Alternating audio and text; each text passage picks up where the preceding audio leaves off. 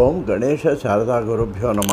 నేటి పంచాంగం శీర్షికలో 2026వ సంవత్సరము జూలై నెల 28వ తారీఖు మంగళవారం. సంప్రదాయంలో చెప్పినట్లయితే స్వస్తి శ్రీ చంద్రమాన పరాభవనం సంవత్సరం, దక్షిణాయనము, గ్రీష్మ ఋతువు, ఆషాఢమాసం శుక్లపక్షంలో చతుర్దశి సాయంకాలం 5:45 వరకు ఉంది. పూర్వాషాఢ పగలు 1:43 వరకు ఉంది. రాత్రి వర్జం 10:20 నుంచి 12:14 వరకు ఉంది. మంగళవారం ఉదయం దుర్ముహూర్తం 8:12 నుంచి 9:04 వరకు, మళ్ళీ రాత్రి 10:50 నుంచి 11:40 వరకు ఉన్నది. ఇక రాత్రి సమయంలో దుర్ముహూర్తం వద్యం తీస్తే పగలు 8:10 నుంచి 9:14 వరకు మనకు మంచి టైం కాదని చెప్పుకోవచ్చు. చతుర్దశి పౌర్ణమి కూడా జనరల్గా ఏ పని చేయరు. రెండోది మంగళవారం నాడు కూడా ఏ పనులు చాలామంది చెయ్యరండి.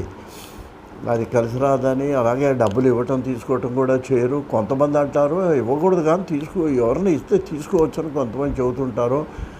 ఏది ఏమైనా మంగళవారం నాడు కొంచెం జాగ్రత్తగా ఉండటం మంచిది. వాహనాలు నడిపేవాడు, ముఖ్యంగా పెద్దవాళ్ళు, ఈ మంగళవారం నాడు మాత్రం వీలైతే అసలు మానేయటం కానీ, లేదా నడపాల్సి వచ్చినా చాలా నెమ్మదిగా జాగ్రత్తగా వ్యవహరించడం మంచిది.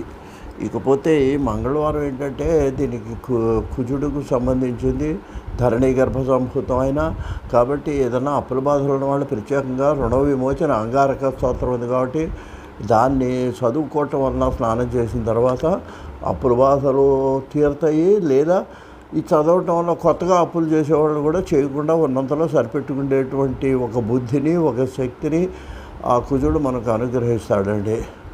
ఏంటంటే కుజుడు ఆధ్యాత్మికాన్ని కూడా కలిగిస్తుంటాడండి. ఇతన్ని మనం స్మరించినట్లయితే దైవభక్తి మనకు ఎక్కువ కలుగుతుంది. అందువలన ఈ కుజ స్తోత్రం మనకి ప్రత్యేకంగా ఈ రుణ విమోచన అంగారక స్తోత్రమే కాకుండా మామూలుగా కూడా నవగ్రహాల స్తోత్రాలు ఉంటాయి. అన్నీ కలిపి ఒకే శ్లోకం కూడా ఉంది. కాబట్టి ఇవన్నీ కూడా మనం ఎక్కడ శివాలయానికి వెళ్ళినప్పుడు ఆ శ్లోకం ఆదిత్యాయత సోమాయ మంగళాయ బుధాయ చ గురు శుక్ర శనిభ్యశ్చ రాహువే కేతవే నమః. ఆ శ్లోకంలో అన్ని గ్రహాలు వచ్చేసారు.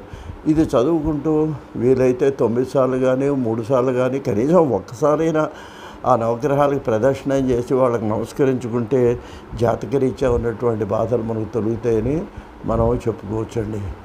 ఇంకోటి ఏంటంటే ప్రాయశ్చిత్త కర్మలు ఒకటి ఉందండి. ఇది ముఖ్యంగా మిగిలిన వర్ణాల కంటే బ్రాహ్మణుల్లో చాలా జాగ్రత్తగా పాటించాల్సిన విషయం అండి.